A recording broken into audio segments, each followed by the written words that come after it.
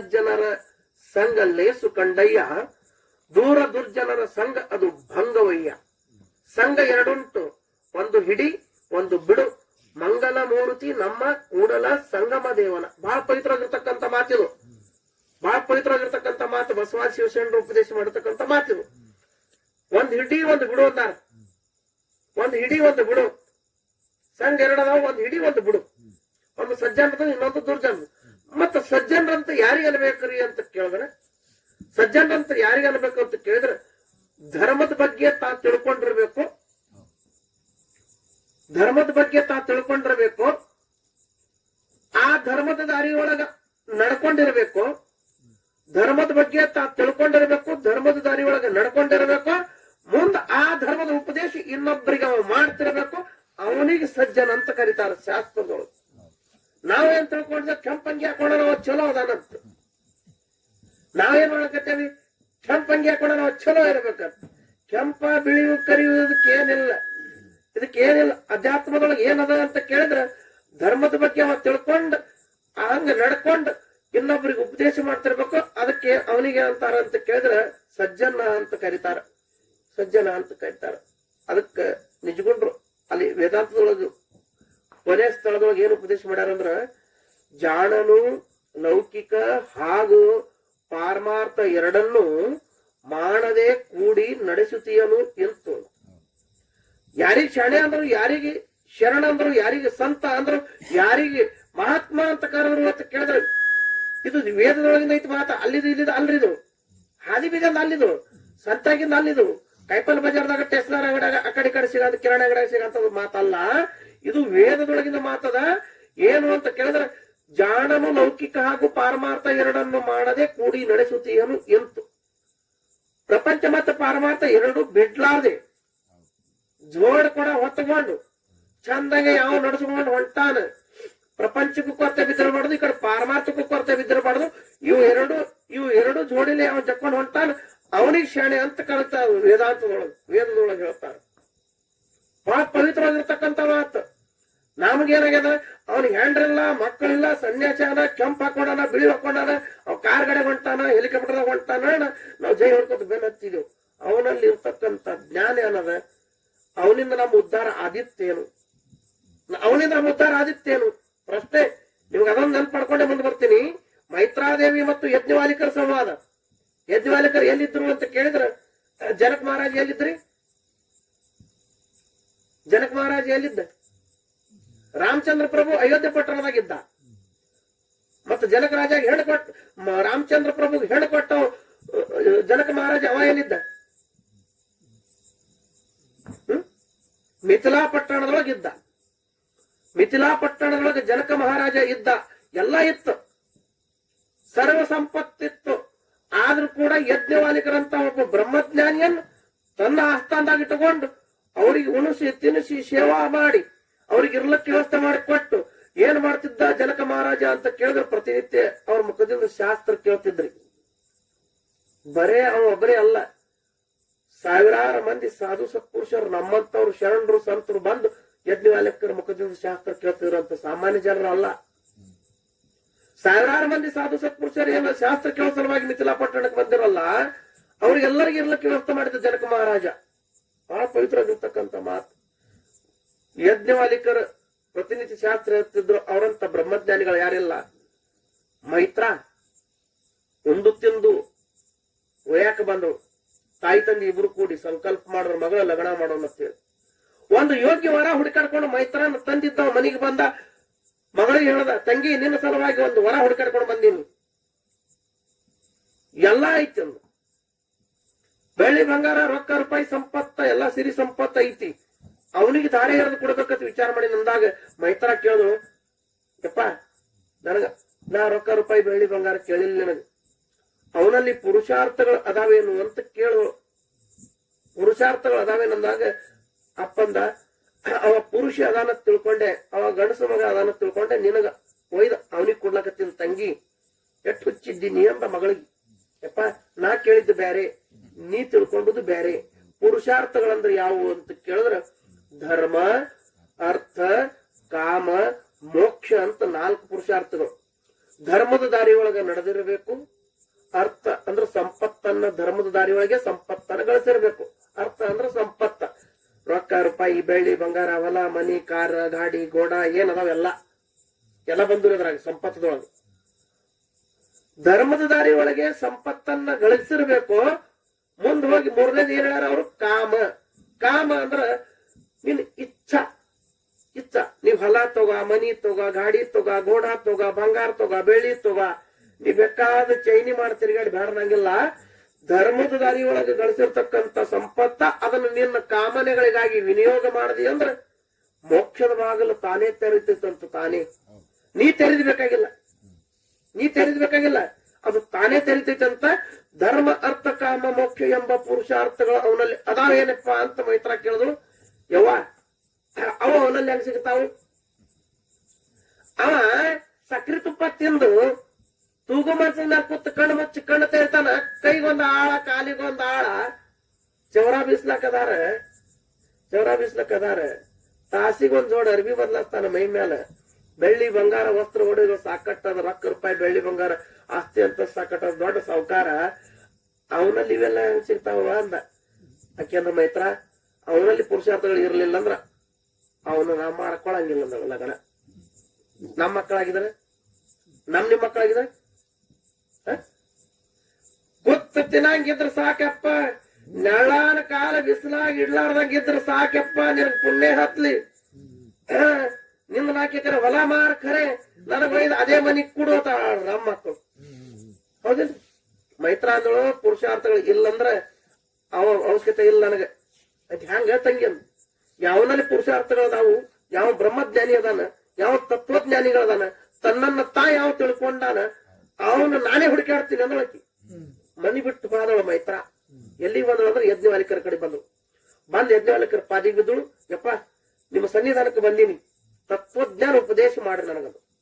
ಏ ತಂಗಿ, 1 ದಿನದಾಗ 2 ದಿನದಾಗ ತಾಸ್ನಾಗ 2 ತಾಸ್ನಾಗ ಹಿಂಗ ಬಂದ್ ಕೂಡ್ಲೆ ಹಿಂಗ್ ಹೋಗ್ಲಕ್ ಅದೇನ ಕಾಯಿಪಲ್ಯ ಬಜಾರ್ದನ ಕಾಯಿಪಲ್ಯ ತಂದಂಗ ಅಲ್ಲದು.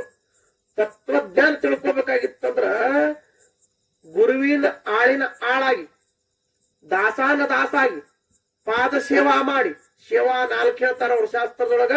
ಒಂದು ಆಪ್ತ, ಇನ್ನೊಂದು ಅಂಗ, ಮತ್ತೊಂದು ಸ್ಥಾನ, ಇನ್ನೊಂದು ಸದ್ಭಾವ.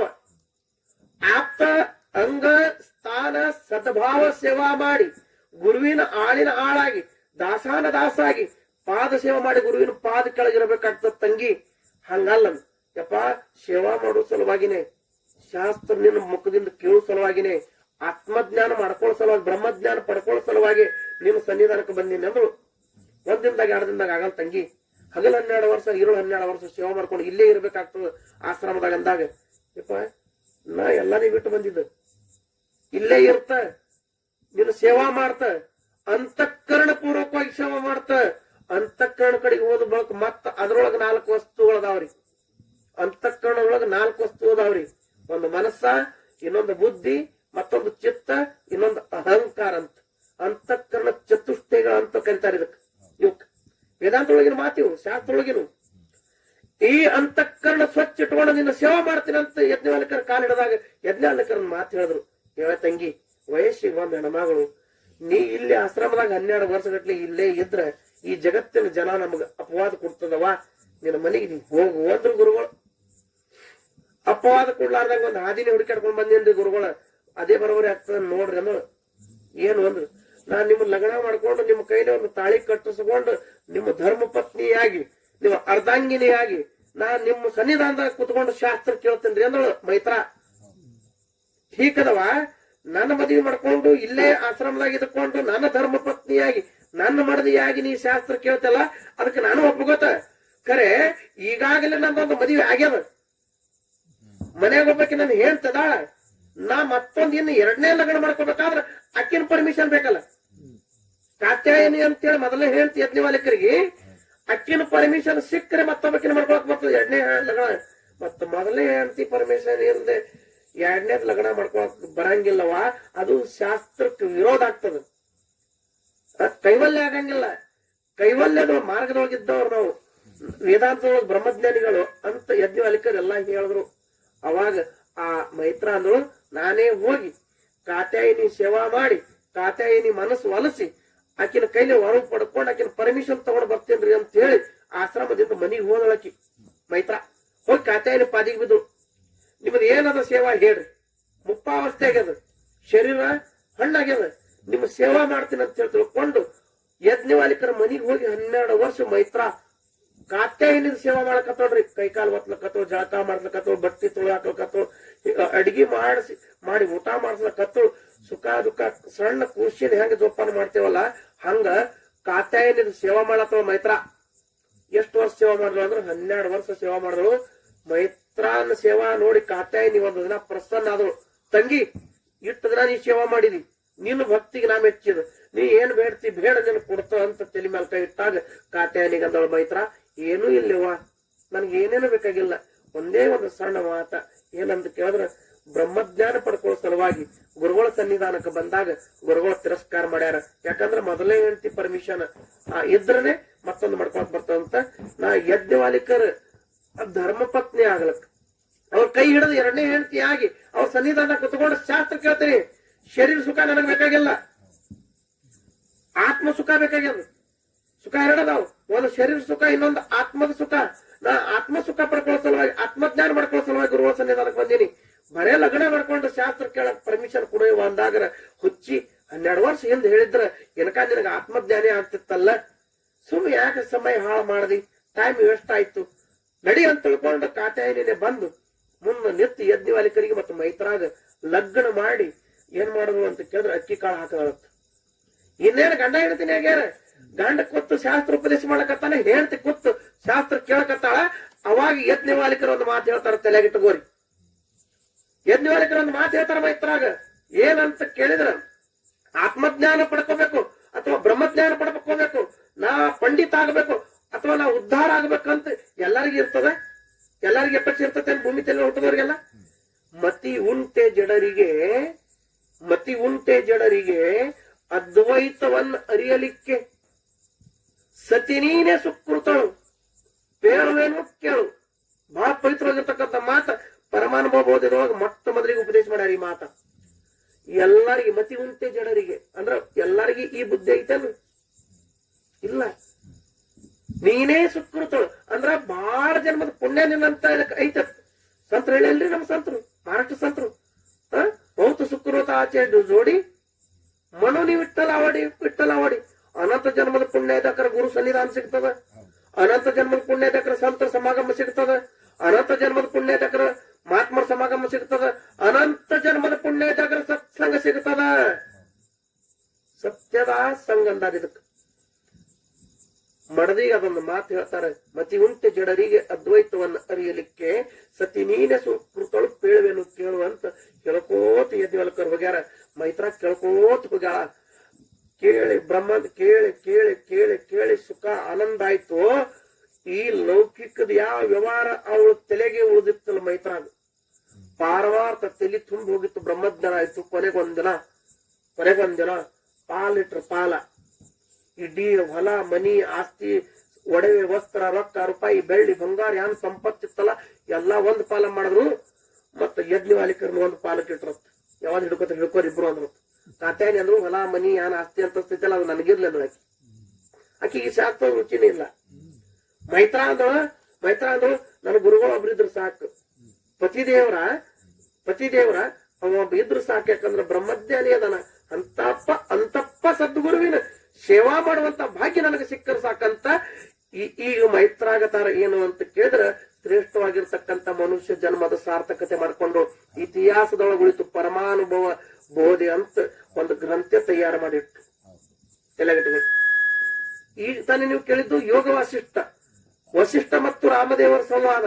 ಇದು ಯಜ್ಞವಾಲಿಕರು ಮತ್ತು ಮೈತ್ರಾದೇವಿ ಸಂವಾದ. ಇದಕ್ಕೆ ಪರಮಾನುಭವ ಬೋಧೆ ಅಂತ ಒಂದು ಗ್ರಂಥ ಇಟ್ರು. ನರಜನ್ಮದಿಂದ ಇಹದೋಳು ಮಿಗಿಲುಂಟೆ ಅಂತ ನಾವು ವಿಚಾರ ಇಟ್ಟಿದ್ದೇವೆ ವಿಷಯ. ಶ್ರೇಷ್ಠವಾಗಿರ್ತಕ್ಕಂಥ ಮನುಷ್ಯ ಜನ್ಮ ಸಾರ್ಥಕತೆ ಯಾರು ಮಾಡ್ಕೊಂಡ್ರು ಅಂತ ಕೇಳಿದ್ರೆ ಮೈತ್ರಾದೇವಿ ಮಾಡ್ಕೊಂಡು, ಹಿಂದಿನ ಕಥೆ ಒಳಗೆ ರಾಮದೇವ್ರು ಮಾಡ್ಕೊಂಡ, ಒಂದ್ ಕಡೆ ಕೃಷ್ಣ ಪರಮಾತ್ಮ ಅವನು ಮಾಡ್ಕೊಂಡ, ಎಲ್ಲ ಗುರುಗಳನ್ನ ಯಾರ್ಯಾರು ಮಾಡ್ಕೊಂಡ್ರ ಅವ್ರೆಲ್ಲ ಮಾಡ್ಕೊಂಡಾರಿ. ಯಾರ ಗುರುವಿನ ಮಾಡ್ಕೊಂಡಿಲ್ಲಲ್ಲ ಅವ್ರ ಜನ್ಮ ಅಷ್ಟೇ ಏನಾಗಿಲ್ಲ, ಸಾರ್ಥಕತೆ ಆಗಿಲ್ಲ. ಬಹಳ ಪವಿತ್ರವಾಗಿರ್ತಕ್ಕಂಥ ಮಾತು. ಯಾಕೆ ಅವಸ್ಥೆ ಸ್ಮರಣೆ ಮಾಡ್ಕೋಬೇಕು ಅಂತ ಕೇಳಿದ್ರೆ ವಿಷಯನೇ ಹಂಗದದು. ಇವತ್ತಿನ ವಿಷಯನೇ ನರಜನ್ಮದಿಂದ ಏನೊಳಗೆ ಉಂಟಂದ್ರ ಇವತ್ತಿನ ವಿಷಯನೇ ಹಂಗ ಬಹಳ ಗಂಭೀರವಾಗಿರ್ತಕ್ಕಂಥ ವಿಷಯ.